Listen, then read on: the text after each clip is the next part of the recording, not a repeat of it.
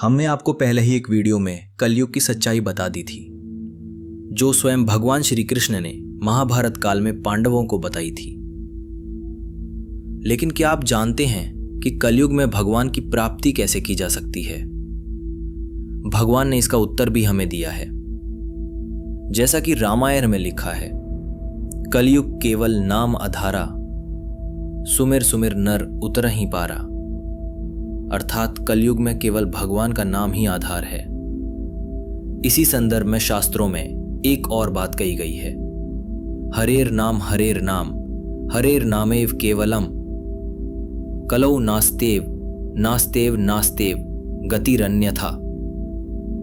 अर्थ, कलयुग में केवल भगवान का नाम ही मोक्ष का मार्ग है, इसके अलावा और कोई उपाय नहीं है। अब प्रश्न उठता है, भगवान का नाम कैसे लिया जाए?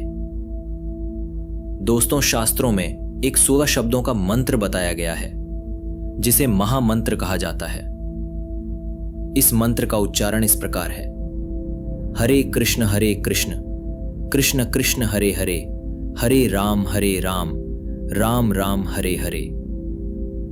इस मंत्र का प्रचार स्वयं चैतन्य महाप्रभु ने किया था, जो स्वयं श्री कृष्ण के अवतार थे।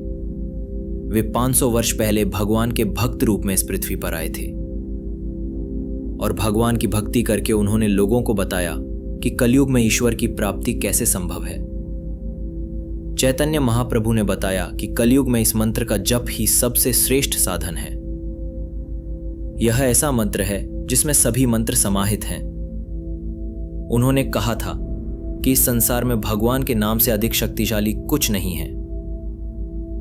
इसीलिए कहा गया है कि कलयुग में भगवान की प्राप्ति सबसे आसान है, क्योंकि सतयुग में भगवान की प्राप्ति ध्यान द्वारा होती थी, त्रेता युग में यज्ञ द्वारा और द्वापर युग में मूर्ति पूजन द्वारा। ये तीनों मार्ग अत्यंत कठिन हैं और कलयुग के लोगों के पास न तो समय है, न ही उतनी एकाग्रता, इसलिए इतनी कठिन तपस्या संभव नहीं है। हर धर्म और संप्रदाय में भगवान के नाम को ही सर्वोच्च माना गया है। नाम स्मरण के लिए कोई समय, स्थान, परिस्थिति, स्थिति या विधि की बाध्यता नहीं है। किसी भी प्रकार, किसी भी समय और किसी भी स्थिति में भगवान का नाम लिया जा सकता है। इसी संदर्भ में एक कथा आती है श्रीमद् भागवत से। एक ब्राह्मण था जिसका नाम अजीमल था।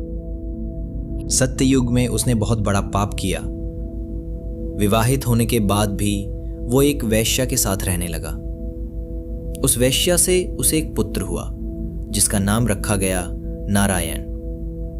मृत्यु के समय जब अजीमल ने अपने पुत्र को पुकारा नारायण, तब स्वयं भगवान नारायण प्रकट हो गए। उसी प्रकार द्वापर युग में जब द्रौपदी का चीरहरण हो रहा था, वो रोती रही और सभी से सहायता की गुहार लगाती रही, लेकिन कोई मदद के लिए आगे नहीं आया। अंत में जब उसने श्री कृष्ण को पुकारा, तो भगवान श्री कृष्ण चीर के रूप में प्रकट हुए और दुष्ट दुशासन को पराजित कर दिया। राजा परीक्षित के वैद्य धन्वंतरी ने कहा था कि नाम स्मरण एक ऐसी औषधि है जो सभी रोगों को समाप्त कर देती है, लेकिन पाप का नाश केवल और केवल भगवान के नाम से होता है। जब आप अपने किए हुए पापों पर पश्चाताप करते हैं और यह संकल्प लेते हैं कि दोबारा उन्हें नहीं दोहराएंगे, यदि आप सच्चे मन से भगवान का नाम जपते हैं तो आप स्वयं शुद्ध हो जाते हैं। जो भी व्यक्ति सच्चे मन से भगवान को स्मरण करता है, उसे भगवान अवश्य प्राप्त होते हैं। तो आज की जानकारी यहीं समाप्त करते हैं। अगर आपको ये वीडियो अच्छा लगा हो तो हमें लाइक और कमेंट के ज़रिए ज़रूर बताएं। वीडियो को शेयर करें